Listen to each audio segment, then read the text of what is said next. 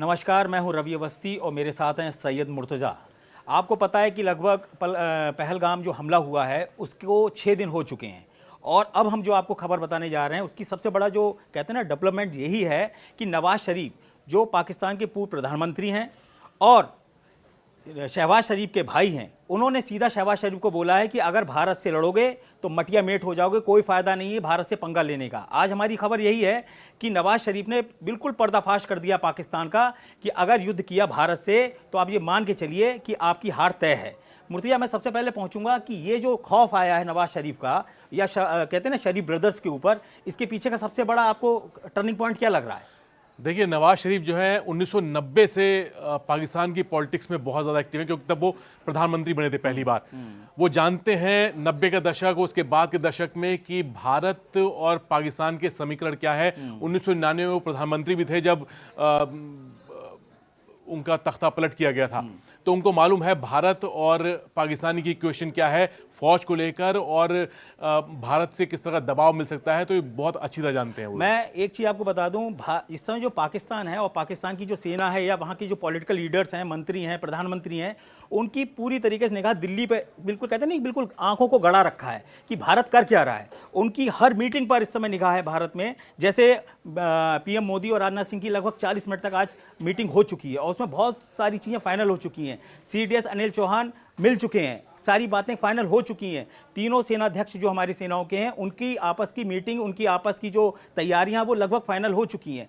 पूरा देश इस टकटकी लगाए देख रहा है कि भारत अपना कहते हैं ना 26-27 लोगों की जो मौत हुई है भारत में पहलगाम में, उनकी मौत का बदला कैसे लेता है। लेकिन सबसे इंपॉर्टेंट चीज ये है कि ये जो राफेल की एकदम एंट्री हुई है उससे पाकिस्तान में खलबली क्यों है? देखिए, राफाल जो है उसका एम वर्जन, जो नेवल वर्जन है, उसको लेकर भारत और फ्रांस की डील हुई है और भारत जो है फ्रांस से 26 ऐसे जेट लेगा। अभी भारत के पास जो राफाल है वो एयरफोर्स वर्जन है, मतलब कि वो नेवी के लिए इस्तेमाल नहीं होता है। 36 जहाज है अभी। अब जो है राफाल एम की डील हुई है। हालांकि ये जहाज जो है 2029 में भारत को मिलेगा, लेकिन एक तरह से एक मैसेज पहुंच रहा है पाकिस्तान में कि भारत की रक्षा की तैयारी जो है वो किस तरह से की जा रही है। और इस वक्त आज हम जो बताएंगे वो बताएंगे कि रफाल के स्टैंड ऑफ वेपन क्या है, उससे पाकिस्तान को क्या खतरा है, तो ये आज हम डिटेल देने वाले हैं। अच्छा, एक चीज मैं आपको बता दूं मुर्तजा, आपको राफेल के जो एम वर्जन आया है और जो हमारा वायुसेना का वर्जन इस समय हम लोग यूज कर रहे हैं, उसकी बिल्कुल यूनिक आपको बताएंगे कि क्या खासियत है और क्यों भारत जो है वो हर तरीके से आसमान से लेकर जमीन तक आराम से पाकिस्तान को अच्छे से लपेट लेगा।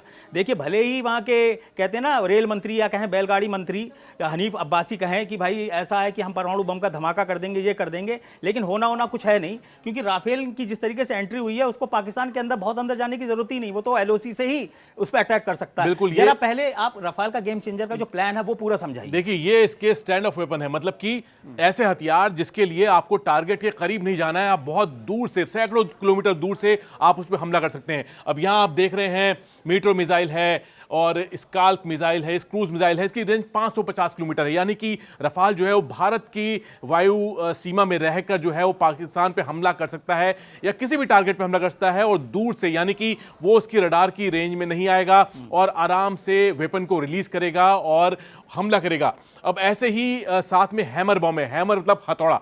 अब इसको हथौड़ा क्यों कहा जाता है? ये स्पाइस बॉम्ब की तरह ही ये काम करता है और एक स्टैंड ऑफ रेंज से, यानी कि करीब 70 किलोमीटर दूर से इसको फायर किया जाता है। मतलब कि आप जो है ये समझ लीजिए कि आप एलओसी के पास आप उड़ रहे हैं, आपने इसको फायर किया और पीओके में जाकर ये बम गिरता है किसी लॉन्च पैड पे या किसी और ठिकाने पे। तो ऐसे ये इस तरह के बम है। अब इसमें तीसरी एक मिसाइल है मीटियोर मिसाइल। अब ये वो मिसाइल है जो अगर हमारे पास 2019 में होती तो ये समझ लीजिए पाकिस्तान के बहुत सारे जहाज उड़ने के बाद ही गिरा दिए जाते। बहुत साफ बात है। ये मीटियोर मिसाइल की रेंज 150 किलोमीटर है और ये जब रफाल में लगाई गई, जब रफाल में आई है, तो रफाल जो है 200 किलोमीटर दूर से दुश्मन के जहाज को ट्रैक करता है और फिर जब 100 किलोमीटर के आसपास जब जहाज आता है तब ये मिसाइल फायर की जाती है। तो उस दूरी से जहां दुश्मन को जहां से दुश्मन को देखा नहीं जा सकता, वहां पर यह मिसाइल बहुत ज़्यादा कारगर है। अमेरिका के पास भी जो उसकी एमराम मिसाइल है जो उस दौरान F-16 ने दागी थी और भारत ने दिखाया था कि ये पाकिस्तान की तरफ से दागी गई मिसाइल है, जो अमेरिका में बनी हुई है, F-16 से दागी जाती है, ये उससे भी बेहतर मिसाइल है और आज के वक्त में ये दुनिया की सबसे बेहतर बियॉन्ड विजुअल रेंज मिसाइल मानी जाती है। आपने एक बात सुनी होगी, हमारे प्रधानमंत्री मोदी जी ने बोला था कि ये कल्पना से भी परे हमला होगा, तो इसकी जो मारक क्षमता वो कल्पना से परे है। मतलब आप देख ही नहीं पाओगे हमला राफेल ने करा किधर से और हुआ किधर से। और दूसरी इंपॉर्टेंट चीज बता दें कि पाकिस्तान के संग दो ऑप्शन है, एक तो वो LOC के आसपास और POK के जो आसपास है, वो अपनी 10 कोरवी जो उनकी 10वीं कोर है उसको बहुत तेजी से एक्टिव कर रहा है, टैंक लेके आ रहा है। तो उसके लिए राफेल नहीं है, ये भी हम आपको बता दें। उसके लिए हमारे अर्जुन टैंक और T-90 T-72 ये सारे टैंक काफ़ी हैं जो उनको अच्छे से निपटा लेंगे। राफेल का असली मकसद यही है कि हम बहुत गहराई में जाके पाकिस्तान के, कहते हैं ना कि दिल में जाके हमला करेंगे। इसीलिए राफेल का जो वो रेंज है वो लगभग 500 किलोमीटर तक है। यानी कि 500 किलोमीटर के एरिया में जो भी पाकिस्तान के बड़े सैन्य अड्डे होंगे, जो उनकी डिवीजन्स होंगी, जैसे उनके पास लगभग 20 क्या कहते हैं वो स्क्वाड्रन्स हैं पाकिस्तान के पास, तो वो हमारा प्राइम टारगेट होंगे। और मैं आपसे ये पूछना चाहता हूं कि जो नवाज शरीफ की घबराहट है उसके पीछे की वजह यही है कि भाई तुम लोग सोच रहे हो कि ये 2019 वाला बदला लेंगे या उरी वाला बदला लेंगे, ये बदला ही नहीं है। ये अलग टाइप की एक स्ट्राइक होगी जो लंबी भी चल सकती है। देखिए, पाकिस्तान का जो सरगोदा बेस है वो सेंट्रल कमांड का वहां पे हेडक्वार्टर है। सरगोदा वो बेस है जहां पर 1965 और 71 की जंग में पाकिस्तान की आधी से ज्यादा वायुसेना वहां पर रखी गई थी। वो बहुत ही सेफ बेस माना जाता है और ये माना जाता है कि पाकिस्तान की अगर जो किला है एक तरह से वो एयरफोर्स का, तो अगर जब भी कभी युद्ध हुआ तो जो सरगोदा बेस है वो भारत के टारगेट पर रहेगा। यही वजह है कि जो रफाल को उत्तर भारत में अंबाला के पास तैनात किया गया है। अंबाला से जो बॉर्डर और उसके बाद आगे पश्चिम बंगाल में इसका और दूसरा बेस है हासीमारा में, पश्चिम बंगाल में। वो चीन के लिए खासकर, यानी कि हमारे पूर्वी जो सेक्टर है, थिएटर है, वहां के लिए। तो ये बहुत ही सोच समझ के ये जो डिप्लॉयमेंट की गई है अब की जा रही है। अब जब नौसेना के पास ये जहाज आएगा आज से 4 साल 5 साल बाद, तब ये INS विक्रांत पे तैनात किया जाएगा, तैनात होगा। अच्छा, एक चीज मैं आपको बता दूं कि ये जो 2 डिवीजन है राफेल की, वो हम लोग पिछले 3 दिन से उस ऑपरेशन आक्रमण के तहत युद्धाभ्यास शुरू हो चुका है और उसका एक ही काम है कि हमको पाकिस्तान में कहां टारगेट करना है, कैसे टारगेट करना है, उसके ऊपर प्रैक्टिस की जा रही है। तो कहने का मतलब है कि जो भारत की तैयारी है वो कहते हैं थल, जल और वायु तीनों तरफ से हो रही है। इधर युद्ध पोत जो है वो पूरी तरीके से पोजीशन ले चुके हैं और नौसेना तो बिल्कुल क्लियर कर दिया है कि हम हर तरीके के, कहते हैं ना, चैलेंजेस को स्वीकार करने को तैयार हैं। हमें जो मिशन भारत सरकार सौंपेगी हम उसको आराम से पूरा कर देंगे। इसीलिए कराची, रावलपिंडी, ठीक है, और इस्लामाबाद, यहाँ सबसे ज्यादा खलबली मची हुई है। इसीलिए जनरल मुनीर और वहाँ के जो बड़े बड़े कमांडर हैं, मंत्री हैं, बिलावल भुट्टो, इन सबकी फैमिलियों को ब्रिटेन और न्यू जर्सी भेज दिया है, भगा दिया गया इनके परिवार को। उनको डर है, उनको इस बात का डर है कि हमारे ऊपर बड़ा अटैक होने जा रहा है। इसलिए वो परमाणु बम का जिक्र कर रहे हैं। वो भी जानते हैं कि परमाणु बम फायर करना आसान नहीं है, लेकिन पाकिस्तान का हमेशा से तरीका रहा है कि जब भी भारत से तनाव होता है तो परमाणु बम का जिक्र आता है। अब यहाँ पे हम बताते हैं कि भारत और पाकिस्तान के बीच में युद्ध नहीं होना चाहिए, परमाणु युद्ध तो बिल्कुल नहीं होना चाहिए। और अगर ऐसा हुआ तो इन दोनों के पास ऑप्शन क्या है? तो भारत 3 तरह के, हम कहेंगे कि प्लेटफॉर्म है या होते हैं जिससे हम न्यूक्लियर मिसाइल या बॉम्ब की डिलीवरी करते हैं। पहले होता है लड़ाकू विमान, दूसरा मिसाइल और तीसरा है परमाणु पनडुब्बी, जो सेकंड स्ट्राइक कैपेबिलिटी की एक गारंटी मानी जाती है। ये भारत के पास लड़ाकू विमान है, मिसाइल है, पाकिस्तान के पास भी है, लेकिन परमाणु पनडुब्बी भारत के पास है, पाकिस्तान के पास नहीं है। मतलब in case of any nuclear strike Bharat जो है वो जवाब देने की हालत में रहेगा, क्योंकि तब INS अरिहंत और INS अरिघात जो हैं वो अरब सागर में आराम से किसी जगह बैठी होंगी और वो उस मौके का इंतजार करेंगी जब ऑर्डर मिलेगा और पाकिस्तान पे परमाणु हमला होगा। अगर पाकिस्तान भारत पर किसी भी तरह का न्यूक्लियर अटैक करने का ऐसी कोई हरकत करता है या कोई कदम उठाता है। मैं एक चीज बड़ा बता दूं आपको, जो पुराने डिप्लोमेट्स हैं, अब्दुल बासित, वो भारत में, कहते हैं ना, उच्चायुक्त रह चुके हैं जब वो यहाँ पे थे। उन्होंने कल खुलासा किया पाकिस्तानी मीडिया के ऊपर कि जो भारत है वो 1 से 3 मई के बीच में हम पर एक बड़ा अटैक करने जा रहा है।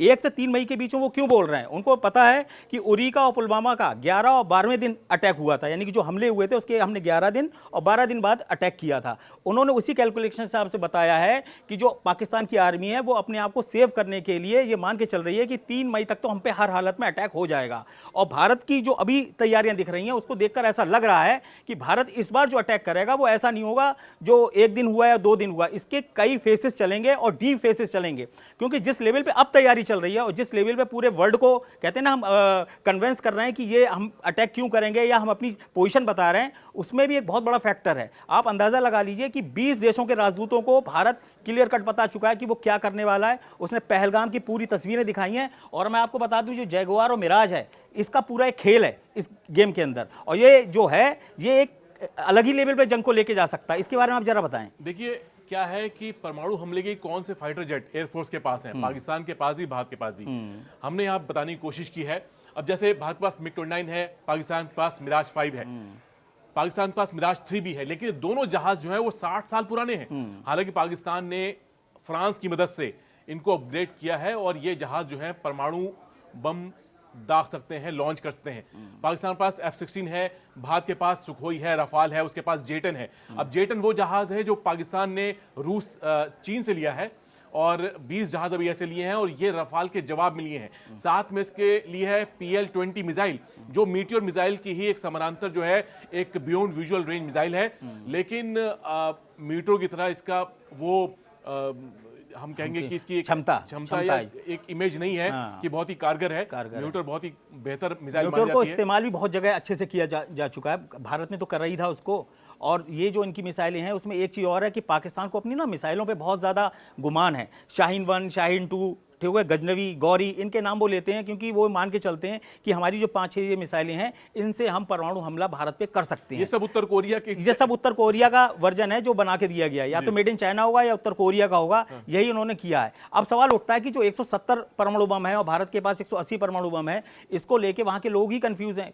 एक ने तो ये बोला है, जो डीजल मौलाना है जिन्हें फजूल रहमान बोलते हैं पाकिस्तान में, उन डीजल मौलाना ने बोला है पाकिस्तान से कि भैया इसका क्या ताबीज बनाओगे परमाणु बम का, कब चलाओगे, वो तो ये बोल रहे हैं। तो आप अंदाजा लगा लो कि जब वहां के जिहादी लोगों को ज्यादा पता रहता कि परमाणु बम की हमारी हकीकत क्या है, तो वो मान के चल रहे हैं ये ताबीज बन चुका गले में पहनने के लिए, ये चलने वाले नहीं है। देखिए मैं आपसे क्या है, नेता क्या होते हैं, अपने जो डोमेस्टिक जो पॉलिटिक्स है उनको एड्रेस करने के लिए इस तरह की चीजें करते हैं। अब डीजल मौलाना जो है, मौलाना फजल रहमान, उनके समर्थक हैं, वो ये सोचते हैं, इस तरह वो खुश भी रहते हैं, तो उस तरह वैसी ही बातें करते हैं। भारत में भी इस तरह की बातें होती हैं। अब ये है कि प्रैक्टिकल क्या चीज ये मुमकिन है। पाकिस्तान जानता है कि न्यूक्लियर अटैक अगर करेगा तो खत्म हो जाएगा, मिट जाएगा। ये बहुत साफ बात है, और भारत की तरफ से ये बात को जो भी एक परमाणु शक्ति होती है वो इस तरह की मैसेज जानती है, क्योंकि परमाणु बम अगर बनाया है उसने तो उसके वो फायदे और नुकसान दोनों चीज जानता है, देख सकता है। आप इसी से अंदाजा लगा लीजिए, इसीलिए बार बार नवाज शरीफ ने आज बोला है और अपनी सरकार से बोला है कि भाई देखो मैं तो बाहर बैठा हुआ हूं, तुम लोग देख लो, अगर ज्यादा लंबा हमला कर दिया तो ऐसा ना हो कि तुम लोग वापस ही ना आ पाओ। इसीलिए शहबाज शरीफ सरकार से उन्होंने बोला है कि भाई भारत से युद्ध करने की हिम्मत मत करो, या इस तरीके का कुछ काम करोगे तो वो भारी पड़ सकता है। यानी कि क्लियर कट नवाज शरीफ ने बोल दिया है कि अगर पाकिस्तान से भारत से लंबा युद्ध हुआ पाकिस्तान का, तो पाकिस्तान की तबाही तय है और फिर बचाने वाला नहीं है। आज एक बड़ी अजीब तरीके की खबर आई, पाकिस्तान के लोगों ने दावा कर दिया कि हमें तुर्की ने जो है वो कुछ खुफिया ड्रोन दे दिए। तुर्की तुरंत बोला क्यों झूठ बोल रहा, मैंने तुम्हें एक कहते हैं एक भी कोई हथियार नहीं दिया। उसने तुरंत खंडन किया, क्योंकि उसको पता है कि इस टाइम जो पाकिस्तान है वो चाह रहा है कि मैं मुस्लिम कार्ड खेलूं और भारत के खिलाफ मुस्लिम देशों को खड़ा कर दूं, जबकि हकीकत में हो रहा है उल्टा। सारे मुस्लिम देश जो हैं वो भारत का पीछे से समर्थन कर रहे हैं। तो इस चीज को जो नवाज शरीफ वो समझ चुके हैं, जो नहीं समझ पा रहे हैं वो पिटने कुटने के लिए तैयार बैठे हैं। अब ये बताइए कि ये जो 650 लड़ाकू विमान और 400 लड़ाकू विमान का रेशियो है, ये हम इस पर कहाँ पे स्टैंड करते हैं? देखिए भारत के पास पाकिस्तान से हमेशा से 3 गुना ज्यादा ताकत रही है, लेकिन पिछले कुछ सालों में भारत की जो स्क्वाड्रन्स हैं वो उनकी तादाद गिरी है, लेकिन क्वालिटी वाइज हम बेहतर हुए हैं।